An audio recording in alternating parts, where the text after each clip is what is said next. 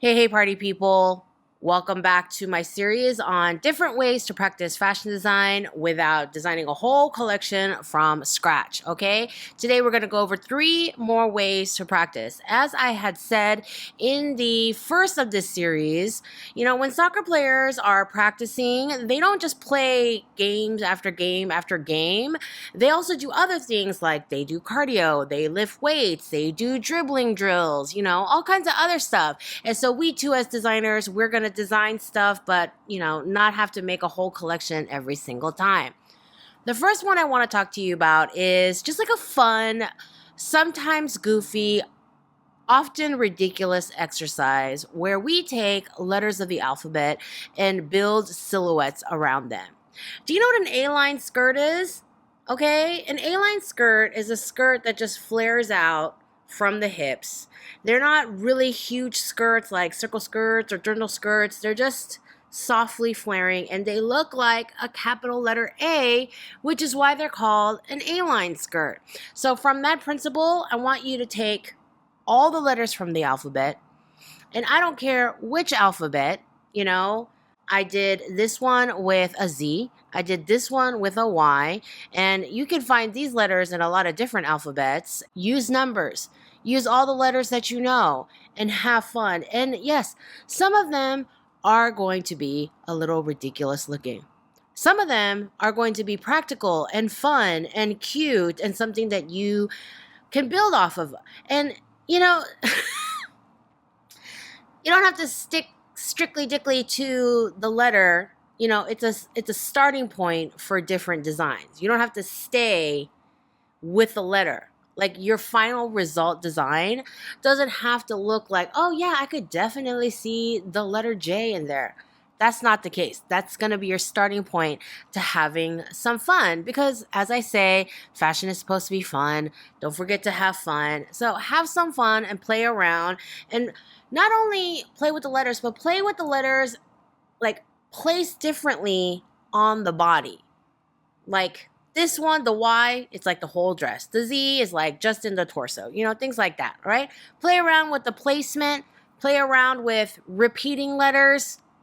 Go nuts, okay? There are no rules. It's just a place to get started to have some fun and be ridiculous. Maybe have a competition with a classmate on who can make the most ridiculous letter dresses. Exercise number 2, I call the changing of the seasons. It's important to understand how to design for different seasons. And we could have a whole conversation about seasonless dressing and climate change and different hemisphere needing different clothes. But at the end of the day, I don't really care. Well, no, I care about climate change, but everything else I don't really care about because sometimes people need warmer clothes and sometimes people need less warm clothes. And that's it. Like people need light clothes and warm clothes. That's it. So we're going to learn how to design both. Start with a dress that you have already designed before that you really like, or you can just pull a dress off the internet, something that you like, and make the opposite season version of it. In this example, I took one of the shirt dresses that I ended up designing for in my first season of Watch Me Design a Fashion collection, and I did a series of genderless shirt dresses some of them were that whole collection. I don't even remember a lot of it anymore. It's been so long, but I do recall. I'm 43, leave me alone, okay? I do recall a bunch of genderless shirt dresses as part of that collection. So what I did here was analyze the design elements that I love, the general shape of it, the extra pockets, the sort of aprony sort of looking thing, the shirt dress style with the center front placket, those sorts of elements that were key to the design. And I added and subtracted so that it looked warmer. And I added the knit, I added long sleeves, the turtleneck, I removed the shirt collar, added the turtleneck, those kinds of things. And overall used heavier fabrics and made notes on, what other fabrics that I would use. And yeah, but I kept the general shape the same. I kept the length the same because people wear, below the knee dresses year round. And yeah, have some fun with that and go back and forth. Like, take a winter jacket and how would you turn it into a spring coat? Lighter fabrics, fewer layers, maybe not so billowy and maxy, or maybe it is just as billowy and as maxy, but because it's such a light fabric, it just flows instead of just falling. Okay, so have fun with that, going back and forth. I want you to be able to understand how to design for hot weather and for cold weather. And it's a global industry. Our industry is international, and hopefully so are your customers. And this is something that happened a lot because I taught at a fashion school in California, especially California natives who are so used to not having a real winter with lots of snow and slush and everyday ice scraping and stuff, that they forget when we're designing fall winter, they would forget to put in like real proper coats. But I'm the teacher from Alaska. So I'd be like, where's my winter coat? You need to give me at least one. I know we're only doing like 7 outfits. You need to give me at least one winter coat I can go visit Anchorage in. The last one I want to talk about with you today is one I call take a penny, leave a penny.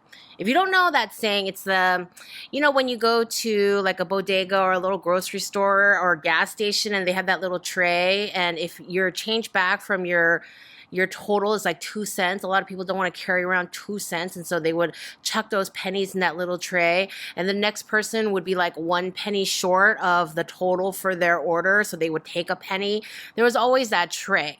Okay, I grew up being the cashier for my dad's grocery store. We always had a take a penny, leave a penny tray, and we're gonna apply that to design. You're gonna start with a garment. Pick something a little bit more involved. Don't start with something simple like a tank top. Here I'm starting with a motorcycle jacket, and in my second rendition of the motorcycle jacket, I am taking a penny, right? So I am going to remove the sleeves. Okay. And on the third rendition, I am going to make it super duper long and turn it into a dress.